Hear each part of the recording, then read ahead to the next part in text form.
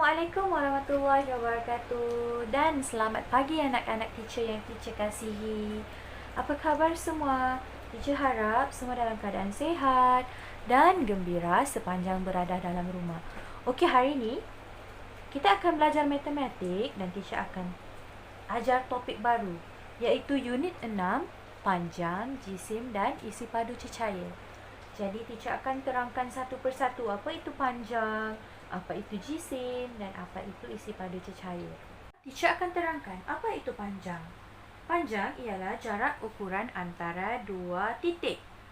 Okey, contohnya teacher mau ambil ukuran panjang marker pen teacher yang ni. Okey, jadi apa yang dimaksudkan dengan titik yang pertama, dua titik. Ini adalah titik yang pertama dan ini adalah titik yang kedua. Okey. Jadi, bila teacher ambil alat pengukur, kita akan dapat panjang. Okey, jadi contohnya teacher gunakan pembaris ni untuk ambil ukuran panjang marker pen teacher. Jadi, titik yang pertama ini dan titik yang kedua adalah ini. Okey, jadi panjang ukuran marker pen teacher adalah lebih kurang dalam 14 cm. Sebab dalam sini unit yang digunakan adalah sentimeter. Jadi, biasanya dalam panjang terdapat dua unit yang biasa digunakan. Yang pertama adalah sentimeter. Sentimeter. Yang kedua adalah meter. Okey.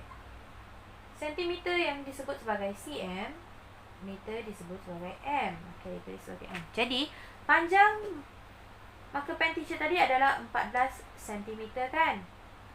Jadi, akan ditulis dalam unit sebagai 14 cm.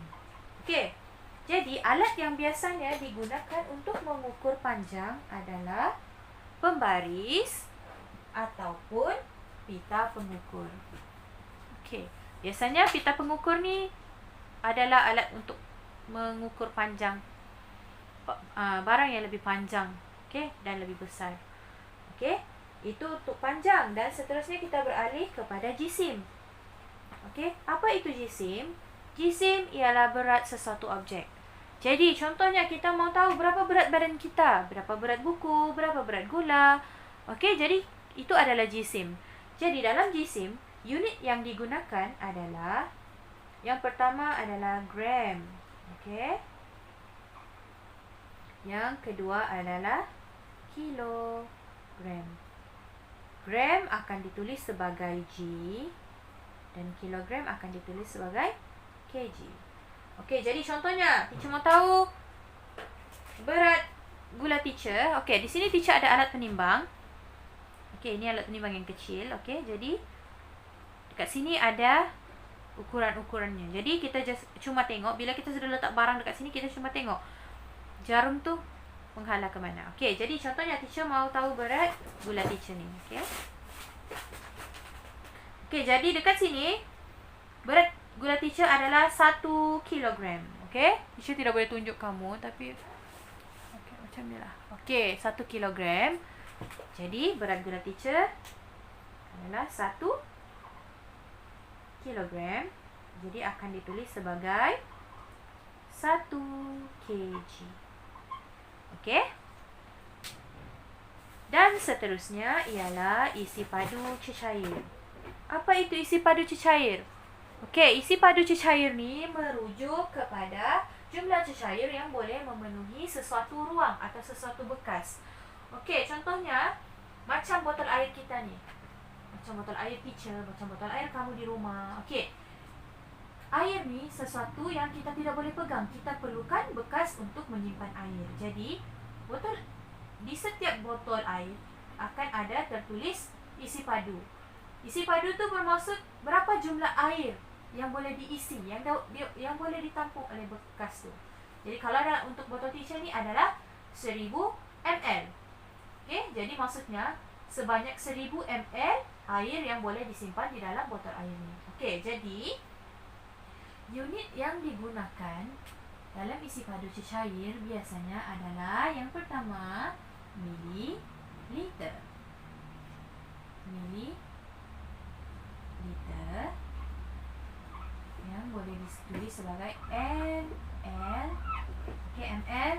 L ni tulisan L berangkai, dan yang kedua adalah liter yang akan ditulis sebagai L.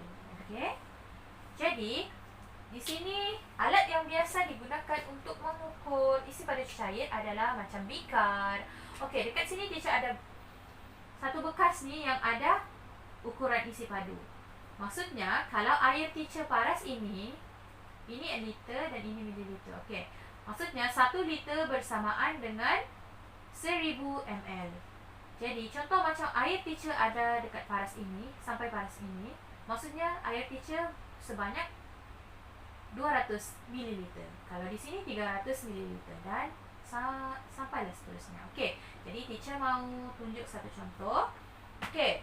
Contohnya teacher mau isi air sebanyak 500 ml. Jadi teacher kena isi air sampai paras yang ini. Okey? Jadi kita sama-sama isi. Sama-sama tengok. 500 ml.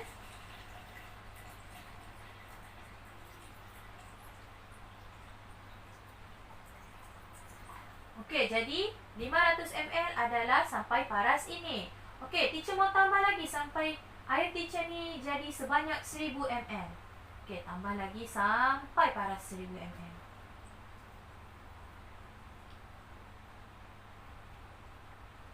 Okey. Jadi sekarang air teacher adalah 1000 ml. 1000 ml bersamaan dengan 1 liter.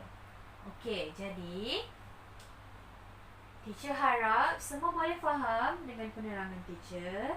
Dan teacher harap semua boleh siapkan kerja yang teacher bagi, walaupun kita tidak berjumpa, walaupun kamu ada di rumah saja, teacher tidak boleh tanda kertas kamu, teacher tidak boleh tanda buku kamu.